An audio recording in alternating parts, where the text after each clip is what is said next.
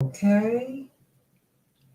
And hey, everybody, welcome back to the Santita Jackson Show on AM 950 Radio, the voice of progressive Minnesota. Please go to the Santita Jackson Show YouTube channel and stream us on am950radio.com and the Santita Jackson Show YouTube channel so that we can talk about saving our vote, and protecting the message. I am trying to get Paul Vallis up right now because he has a compelling story. I saw him on CNN this past weekend. Um, Attorney Darrell Jones, chairman of the Transformative Justice Coalition, and it turns out, and he came within 5 points, about 3 or 4 points of becoming the mayor of Chicago. But he was attacked by artificial intelligence, by AI. Mm-hmm. And his story is compelling. It turns out his son, they manipulated videos on him to make him, he's a police officer, to make him look like he'd been abusive.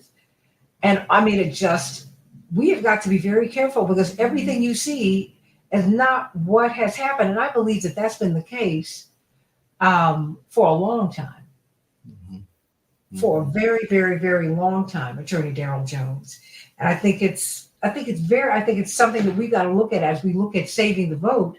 I think we need to look at also saving our message. So, and I'm going to reach back out to Mr. Vallis just to see if he got this. You know, I have to do it like this. This is where we are on live radio. Oh, it's not letting you in.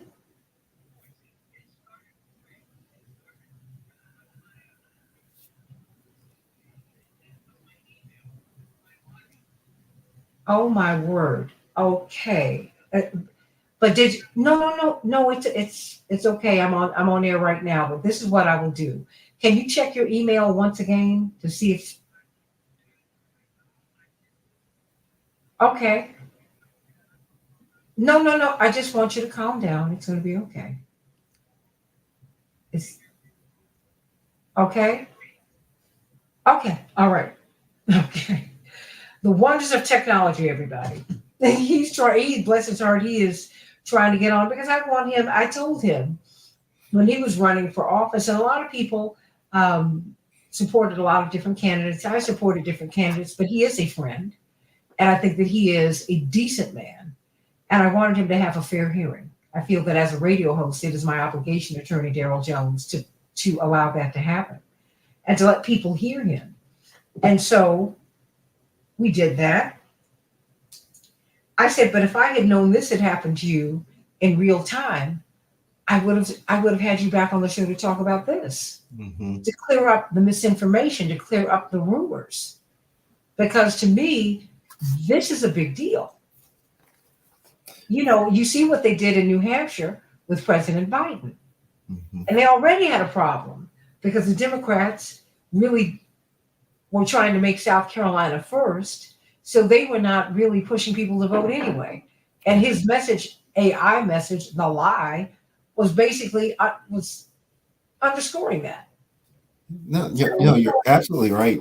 You know, AI is going to have such an incredible impact in this 2024 election that people just got to be, alert and aware of what's going on.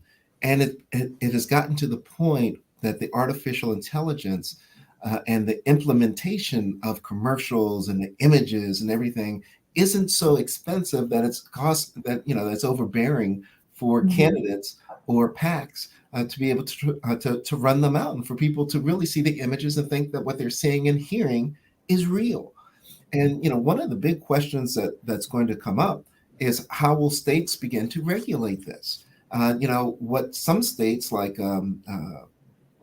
Michigan and California and Minnesota, Washington and maybe Texas have done is that they've passed disclosure laws so that if there is an artificial intelligence AI image that's being done or an AI commercial that's being done, that it's required that it be disclosed so that the seer, the viewer, the listener, the hearer of the imagery will know that this is created by artificial intelligence.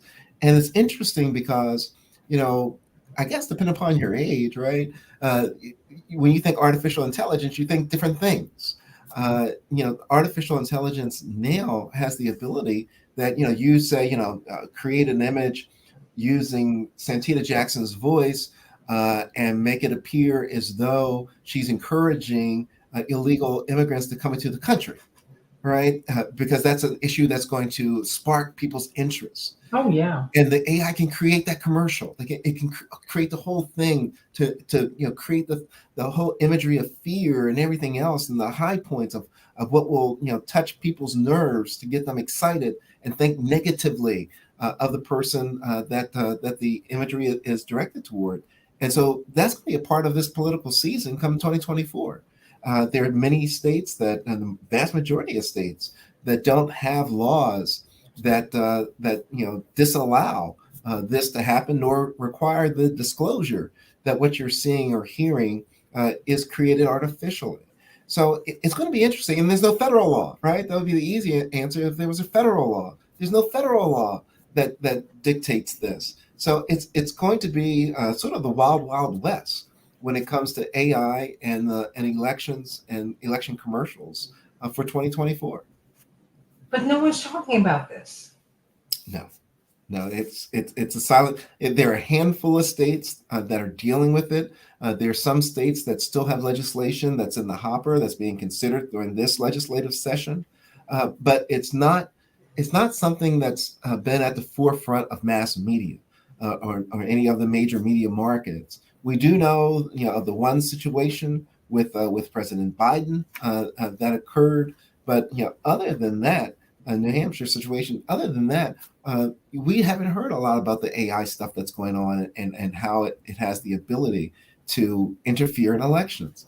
Interestingly, and I really want to hear what happened with Paul Vallis, because interestingly, when you have races like the race that he was in that's decided by 5 or 6 points or less, and you have maybe 8% of the people that are undecided, Mm-hmm. and you're able to create, because through all of the algorithms and everything, they're able to determine what the undecided voters and each individual voter, what draws their interest, what piques their interest, what way are they leaning, what do they like, what do they dislike, and they're able to create this AI commercial, this AI whatever, to appeal to that person's interest, either to turn them against the candidate or to have them turn in favor of a candidate.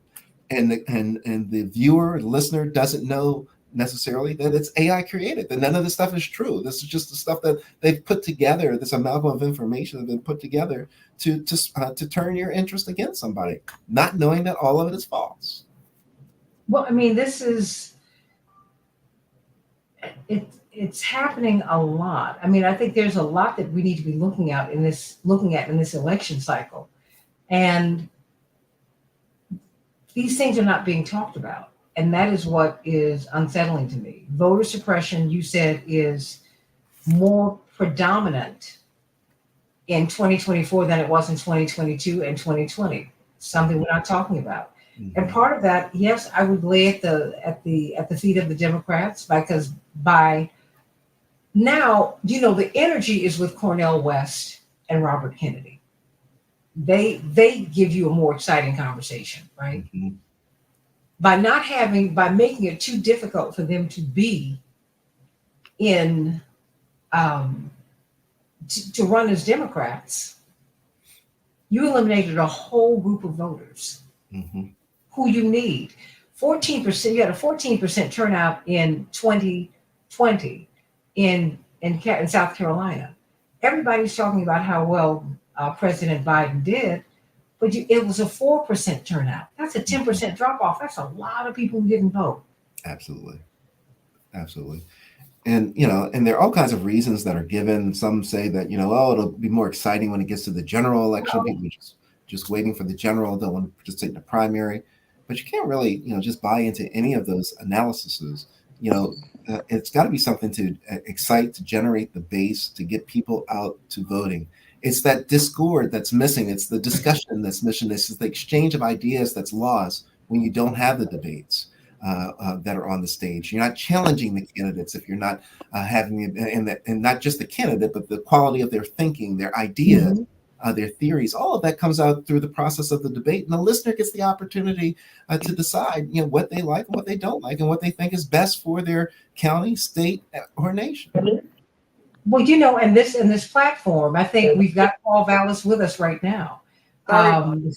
The form, oh, please don't worry about it. We're going to work it out. Thank you, Shapiro Wells. Thank you for making this happen. And of course, we've got Attorney Darrell Jones, one of the foremost voting rights advocates, Paul Vallis, in the country. He works with Barbara Arnwine, your friend. He's the chairman of her Transformative Justice Coalition. This is the former CEO of the Chicago Public Schools, New Orleans.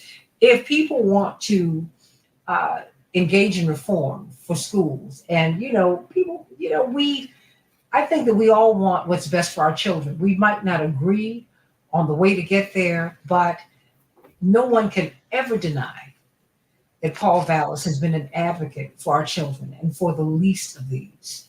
And I want to thank you personally for that. And you have throughout your time in Chicago and in New Orleans and just wherever you've been, you've reached out to Black and brown organizations and progressive organizations and everybody.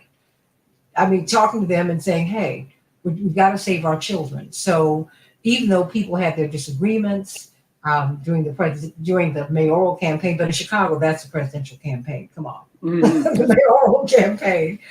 No one could ever, to me, assault your love for people and your love for our children and your willingness to serve. You could have gone on and made a whole lot of money doing many, many other things. But you have you could have. But that would have made always, but you have always done that, and I wanted to thank you. So I was Attorney Jones. I was watching CNN this weekend, and I was getting ready. It was early in the morning, and I heard this voice that I know. So I said, "Wait a minute, that's Mr. Vallis." Although he insists that I call him Paul, but I've known him a long, long, long, long time.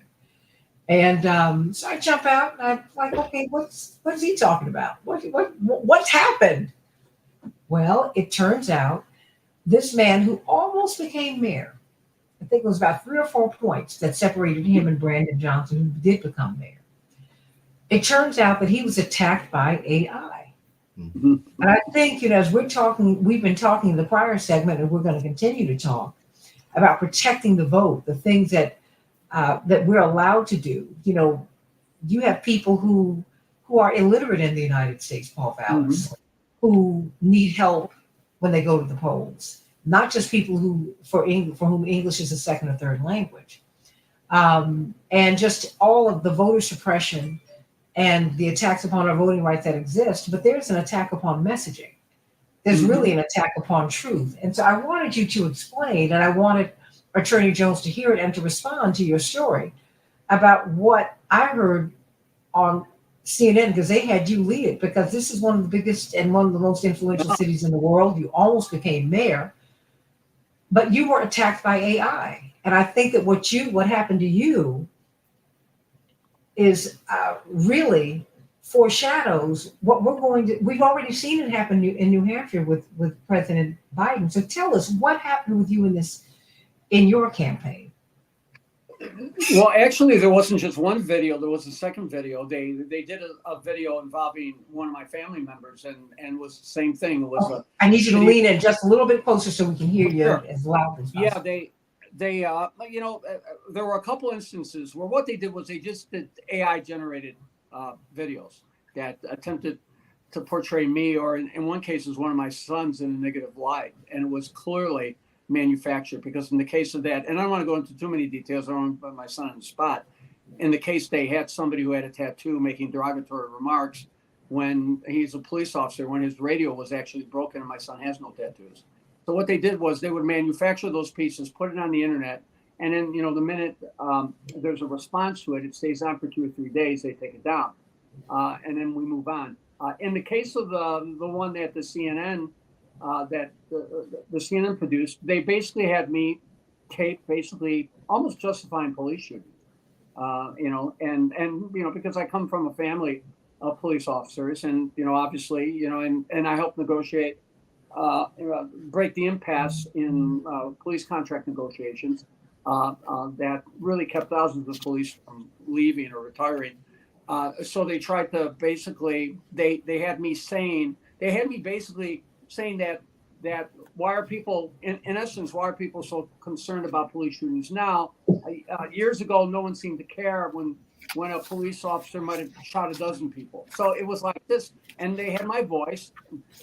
It actually sounded more articulate in the AI than I normally am, no stuttering, and there it was, the visual. So these are, so this is kind of the look. They've been dirty trick. There's been political dirty tricks in Chicago for years, as Santita well knows. The more sophisticated the technology, the more it's deployed. So I wasn't surprised that they tried to do it. There are a number of other instances, like, you know, infiltrating my social media to have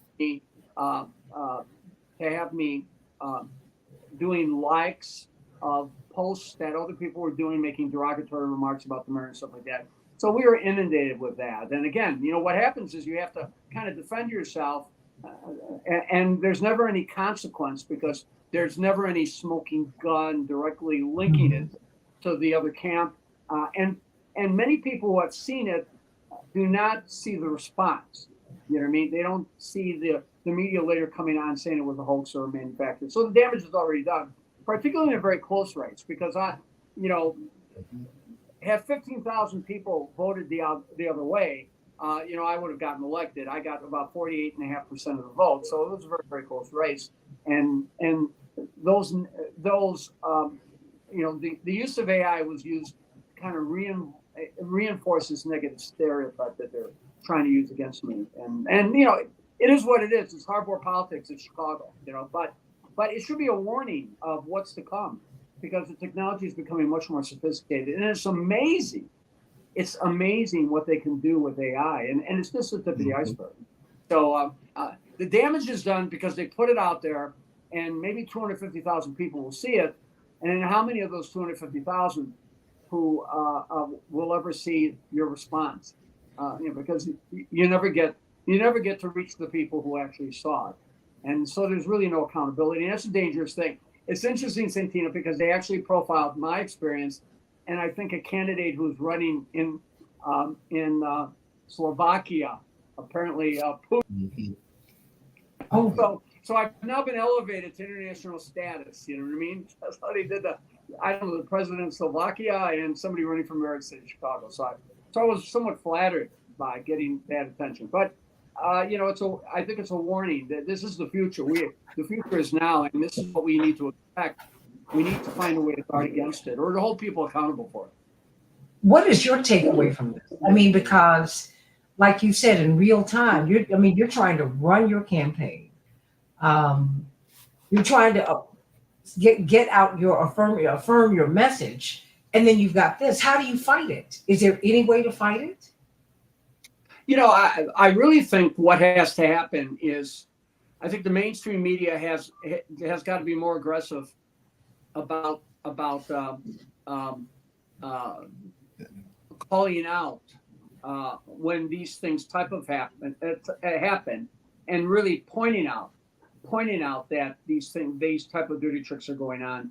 Because I'll tell you what it does is it then the candidates who are doing this through surrogates. There's a price to be paid, because when a piece like that comes out and it's demonstrated clearly that this is being manufactured, it really does more damage to your opponent than it does to the object, of the piece.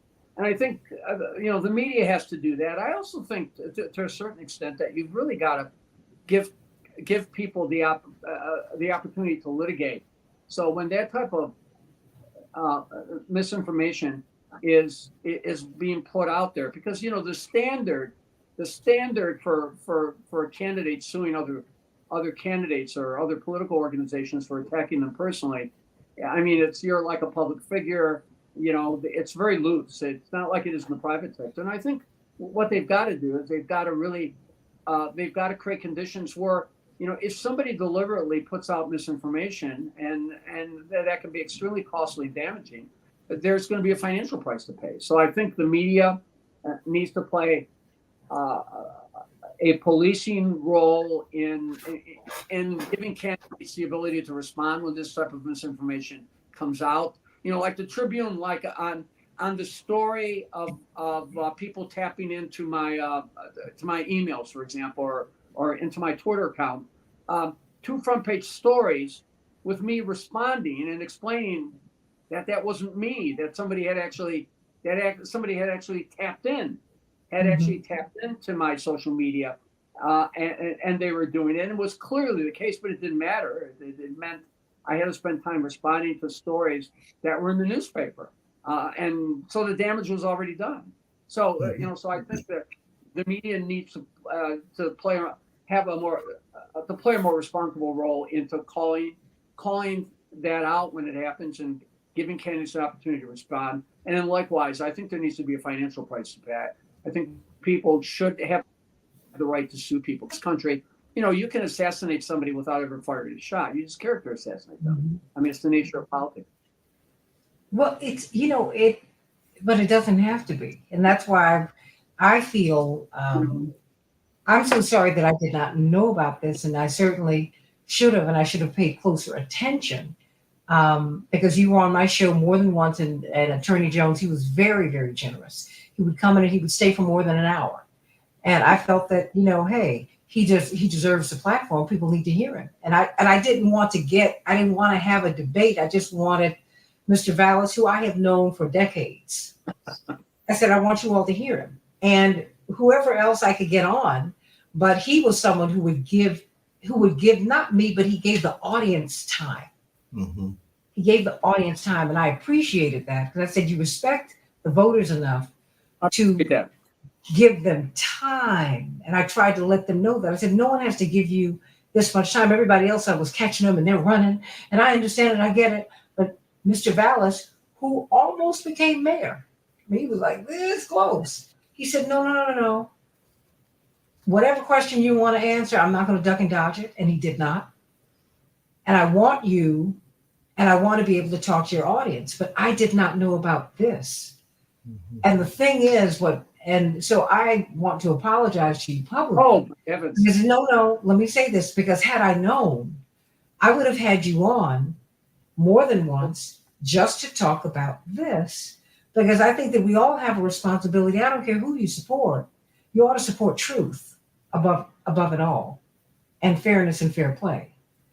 Look, And I Santita, would not I would never allow that to stand. I'm just sorry that I'm sorry I didn't know. I'm sorry I didn't pay enough attention to it. I oh, apologize. it's just hardcore Chicago politics. But look, that's not a justification. There's no excuse for that. I think the mere fact that you're focusing people's attention on things like AI and this type of manipulation, I think it's important. You're doing exactly what the mainstream media needs to do. In the case of the story about people violating, getting access to my social media and trying to put stuff out there. There was one reporter who got the story, but because the source, they did not want that reporter to identify the source, elected not to do the story, and then the other reporter just did the story anyway without ever identifying the source. So the media has a responsibility to play to play fair too. They've got to sometimes go in and when these things occur, they have to draw attention to it. I mean, we had cases where, for example, there was an individual who bragged on WVON radio that they were paid, I don't know, $80,000, $90,000 just to put MAGA stickers on my campaign signs in the Black Mm. community and in the community, in the LGBT communities in Chicago. So the sole purpose was to put MAGA stickers on my campaign signs. This is, of course, an open primary in an overwhelmingly Democratic city, an overwhelmingly Democratic liberal city. So, it is that's hardcore politics. It's painful, but that's the reality of the politics we play. I mean, it's cutthroat politics, and some sides will do this. I've never been inclined to resort to that. I try to win on the issues, to be as aggressive as anyone. But look, this was a very close election, but and something like that, if it sways 10, 15,000 voters, I mean, That's individuals big. trying to give a little more thought to looking at my record. I mean, that might have been made a difference. And so, sometimes when they character assassinate someone, it's like death from a thousand cuts. They throw stuff against the wall, and you're spending so much time kind of deflecting that stuff or trying to set the record straight that it takes you off your game, it takes you off your message. And, they were just very effective at it. What do you see? How do you see this playing out nationally? We all know that really the center of the American political universe, in many respects, Attorney Jones, but I'm addressing you directly, Paul Vallis, it's Chicago. You cut your teeth politically in Chicago. They say in show business, if you go to New York, if you can make it there, you can make it anywhere but in Chicago. If you can this is the city that chased Dr. King out of town. Yeah. I mean, and Dr. King did not hire Reverend Jackson to come to Chicago. My father was already at the University of Chicago on a full scholarship, but he had been organizing, and Reverend James Bevel was so impressed with his ability to organize. Yeah. That, well, my parents just remained because he was trying to finish up his master's, degree. That having been said, my parents will tell you today, 50, 60 years on, one of their great teachers for whom they are grateful was Richard J. Daley, the mayor. They said, now, we were at cross purposes most of the time, 99% of the time, but we learned politics from him. Right. And you learn American politics here in Chicago. How do you see this playing out in 2024 on the national stage? Yeah, if I could offer you a really well thought intelligent answer, I would have been better equipped to have run a campaign, and I would have been more successful. So I'm certainly not a political expert. I 20 years earlier, as you know, ran against Rod Blagojevich for mayor in the Democratic primary and lost by the same very thin margin. And there were certainly interesting tricks done in that campaign too. It's just the technology has taken us to another level. I just think the way it needs to be played out is we need to draw attention to it so people can begin to become skeptical. I mean, I think we have to be conscious of it. We've got to be conscious of the fact that when we see something on social media, when we see something come across our iPhones and things like that, when we see some sort of an advertisement, we got to be skeptical. We got to be skeptical about anything that comes through an organization that we're not familiar with, through a media outlet that we're not familiar with. And because, look, we get inundated with advertising that just shows up, or we'll be surfing the internet, and suddenly we'll be interrupted with advertisements 5 or 6 times. I just think it's important for the media to just, because look, we've got a whole array of AI issues that we have to deal with. There was a chilling interview with the doctor that is considered to be the father of AI on 60 Minutes, where he talks about the evolution of AI, and they just tapped the surfaces.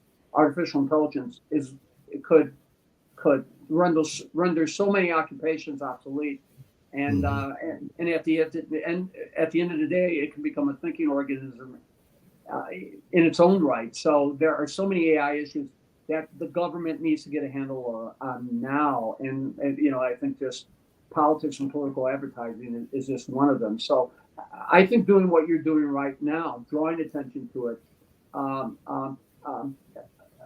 digging out more examples of the way AI is manipulated. Look, there was just a story the other day about how they're using AI to put out negative things about Taylor Swift.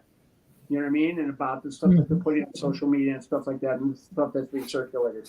So, and it happens on both sides. It's not like one side does not have a monopoly. There are factions on both sides that will resort to this type of behavior, unethical behavior, in order to advance their political agenda, or in order to take down somebody that they are jealous of or that they are threatened by. So I just think it's important for there to be individuals who are, and But you know, it and is systemic. It I it think. is systemic. I mean, I'm not making it a Democrat. This is Mhm. transpartisan. This is not Democratic. It's not Republican. It's not independent. It's bad actors. It's people whose ethics, to me, are questionable. Because you Yeah. just don't lie on somebody. Run on the issues and keep it going. I mean, I, I just have an issue with that. And now AI is sentient, so they can feel. They can. I mean, and I would like to know before I have you jump in, Attorney Jones, just as an educator. I mean, this is looking at eliminating professions. Attorney Jones, we've all been to school writing papers for you, and with Zoom classes, are we going to be attending? Will a fake Santita or Daryl Jones be attending your class, Paul Vallis? I mean, where's this going to stop? Well, very quickly, I talked to Sean. Sean Penn was interviewed the other day.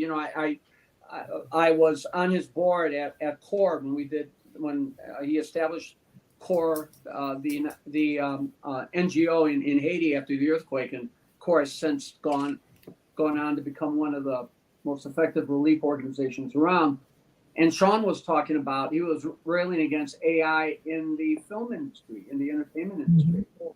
particularly after the strike, with the writer's strike and things like that, how, using AI to write scripts, and, basically how AI could play a major role. And he was, of course, warning against the dangers of AI. So every aspect of our life is going to be impacted by AI.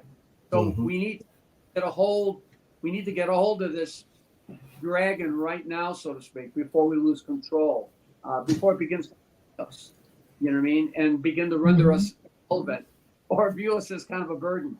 So there's something to be said. There are some people out there who theorize that AI is the next step on the evolutionary scale at the end of the day, and so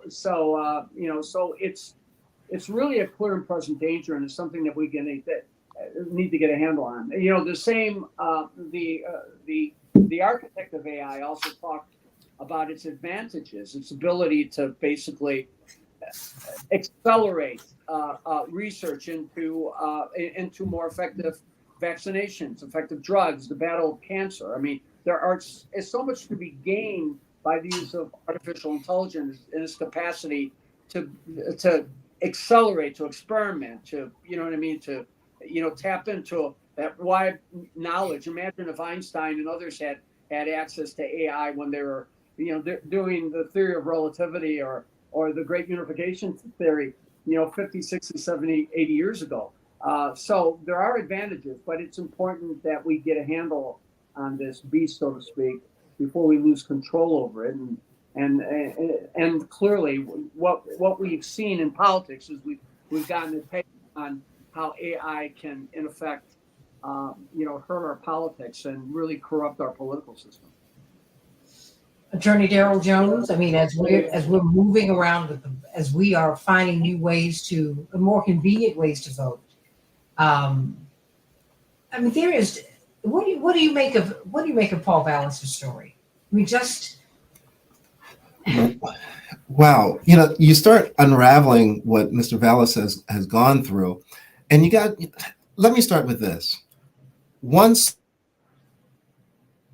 there's confusion, and if you can confuse voters into believing that things are not what they are, that's one method of suppressing that person's right to vote. In Mhm. addition, to that, uh, you'll have people that won't want to vote. This is not what I thought Mr. Vallis stood for. Why is this swastika on his signs? Why is he displaying this? Why is this on his Facebook page or whatever? You know, so you have all that type of information that goes in that begins to sow those seeds of confusion, to sow the seeds of doubt, to sow the seeds of saying, I don't want to be a part of this system. wait, hold on, Daryl. Every other person Paul Vallis hired was a black person. He would not have MAGA on Right. anything. It's just okay. Wait a minute, and every other third was Latino. I mean, honest to God, Yeah. no. I mean, so when I think of someone putting MAGA stickers on something with Paul Vallis, I'm like, You can say a lot of things about everybody. Hmm. You can't say this about him. Now, come on. If And you that's want to disagree with him on something, you can't do that. That's a lie. But and I so, understand It's the what point, it lived. Daryl. I but understand the point that you're saying to the degree to which it just I need discourages. you to come in a little closer so we can hear Yeah, you. yeah. To the degree to which it discourages people from voting. Like for example, we were clear I mean, we got the uh, we there were like 7, 8 candidates in the race, and we clearly were the top vote getter in the primary. And then when we had the runoff, we had a 5% lower voter turnout than we had in general election. I mean, in the primary. So when it's asked to what degree did all that negativity, when it Mhm, was much crowded, did it just encourage people to stay at home? You know what I mean? mhm, And so you're right. And sometimes it's on the periphery in these close races. It's on the periphery. I mean, I remember absolutely. I ran against Rob Blagojevich because the only other election where I've run, the other election I ran on my own, 20 years earlier, I ran against Rob Blagojevich in the Democratic primary, and I lost by about 1.5 percentage points. Deja vu all Mhm. over Yeah. again. I remember. Yeah. And I remember then it was called gay marriage. And now Mhm, it's, of course, called marriage equality. Incidentally, 12 years before Biden and Barack Obama supported it. And because I said, well, government shouldn't decide, people's relationships and things like that. mhm, But, but yet, and I'm not saying Rod did it, but certainly candidates did do it. You know, they did targeted mailings and circulated mhm. robocalls, downstate did the targeting. I mean, that's what they do. I'm sure if AI had existed then, they probably would have had me saying even more derogatory things or whatever. Right. They probably would have manipulated it that way. It's just, what it does is it people will resort to any new technology to advance their interests, and AI is just one of them. But I think you hit an important point when it talks about, you know, sometimes it's not trying to change people's mind as much as it's trying to demoralize them or to just Mm, have, because elections in this country, elections are all about turnout. I mhm, mean, Yeah. other countries,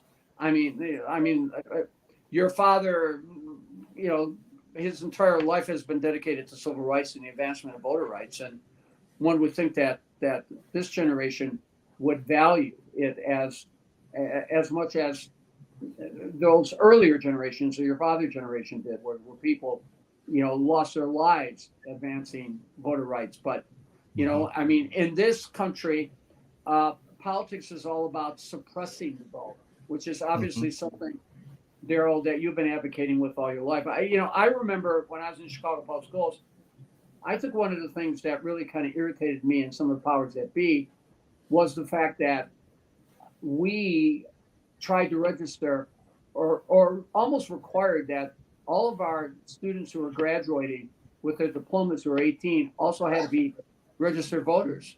So we were literally registering everyone. They had to graduate with their diploma. They had to have their diploma and their voter registration card.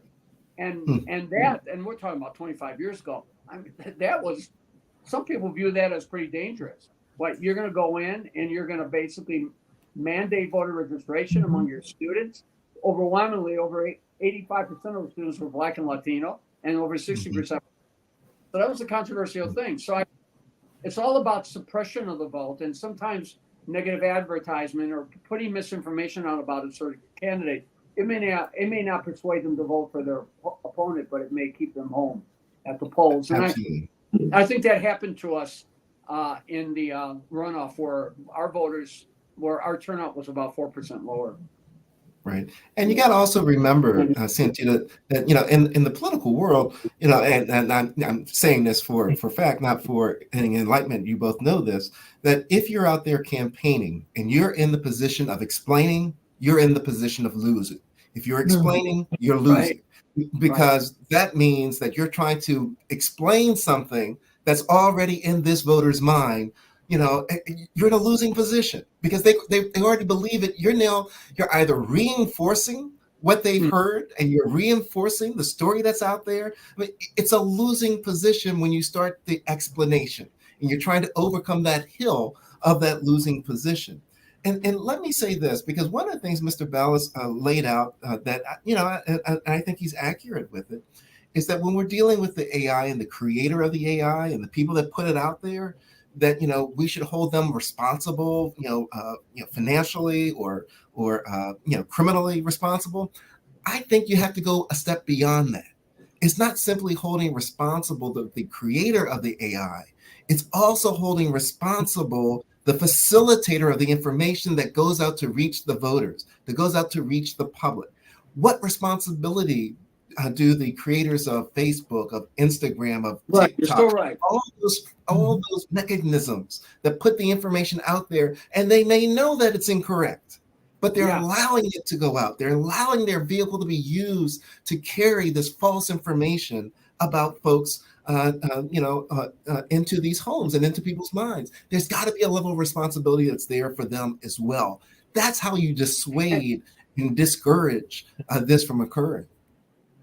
I think you're right on target. One of the things I said in that interview, of course, they can't get everything into the interview, was the importance of, whether it's X or whatever, Facebook, whatever. When, first of all, having a better process of screening what's being posted, there's got to be an algorithm that triggers, some, additional backup information. Like when I send an op-ed to the Tribune, the Tribune comes back to me and they edit. They want me to validate my, sources. And now I've done 20 op-eds or more, but they'll still come back to me if there's something that I put in there with that does not have a source. And I'm saying, you can do an algorithm on everything. There needs to be greater scrutiny by the delivery, by and the second thing is for there to be the type of penalty where if somebody puts out something that is deliberately false and it has damage, then the distributor or then the carrier of the misinformation has an obligation to reveal who that person is.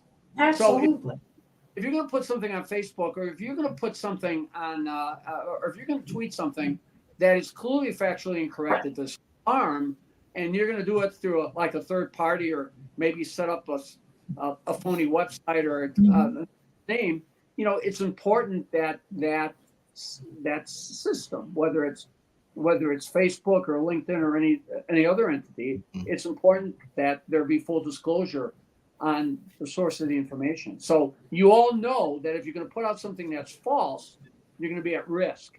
If it's demonstrated to be false, you're going to be exposed, you're going to be called out. And I think those two things, having the type of algorithm that requires, particularly because some of this stuff is so outrageous. I mean, the stuff that they bar from and I don't know whether it's gotten better since Elon Musk bought Twitter, but sometimes the stuff that they block and then the other stuff that they allow on, you wonder where the standards are, what algorithm they're using.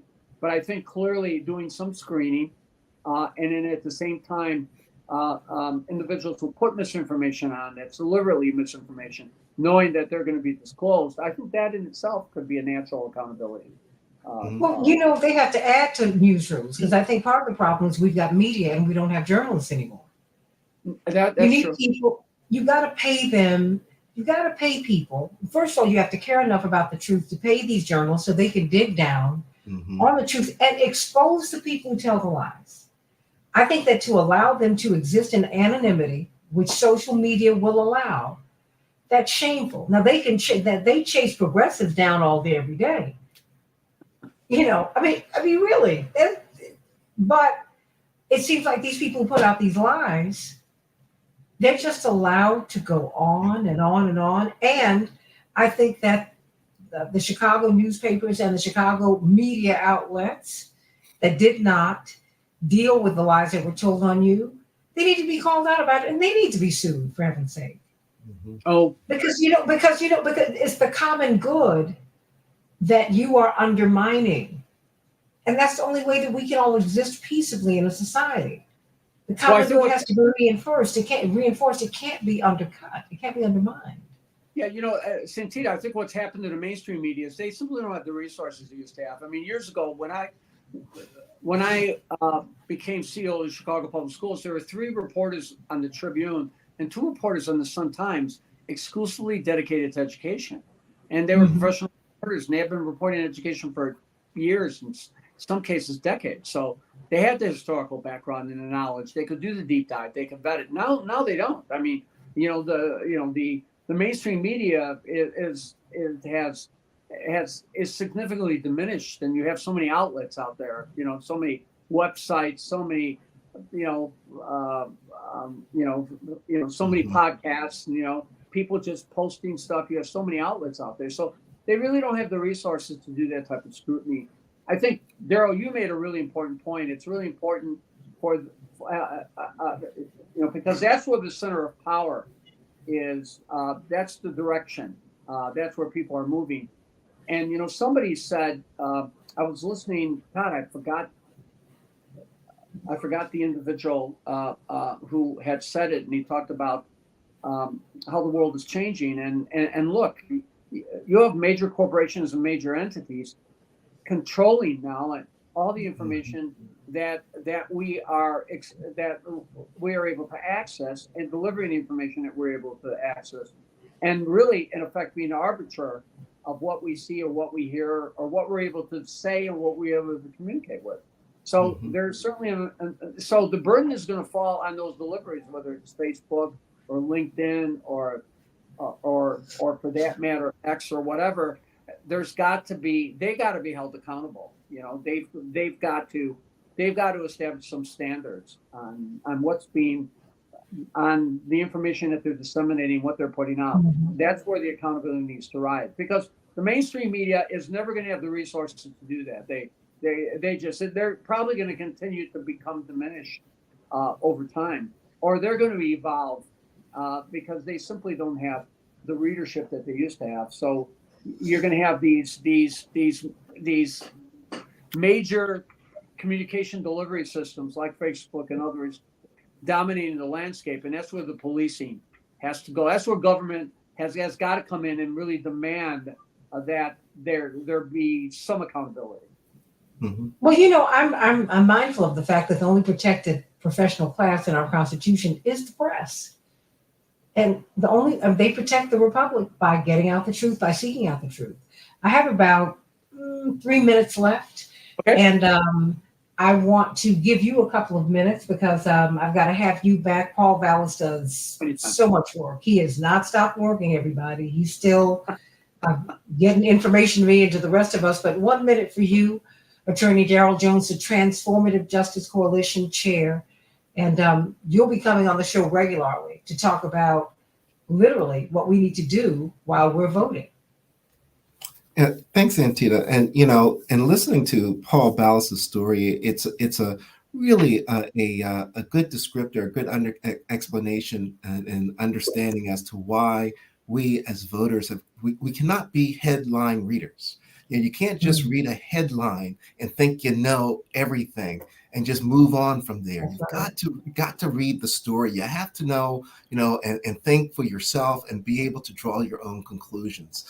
We've got to be careful because in this AI world that we're going to be entering in for this election, there are no guardrails. There are very few guardrails. They're going to protect you from the information that you're receiving, whether it's true or not. So we have got to be very vigilant in researching and understanding what it is that we know about the candidates and how we want to vote and when we want to vote and what manner we want to vote. We've got to be certain we do our research on our issues, know our candidates, and be certain that we're not influenced by just what you read on a headline on YouTube or wherever it is that you whatever your news source is, Santita, and go to the candidate if possible to check and fact check the information. But be very careful out there. There's a lot that's going on, and there are very few states that require disclosures. Paul Vallis's case is probably the reason that Illinois is considering the AI law now that's pending in Illinois, and Minnesota, Mhm. they passed it,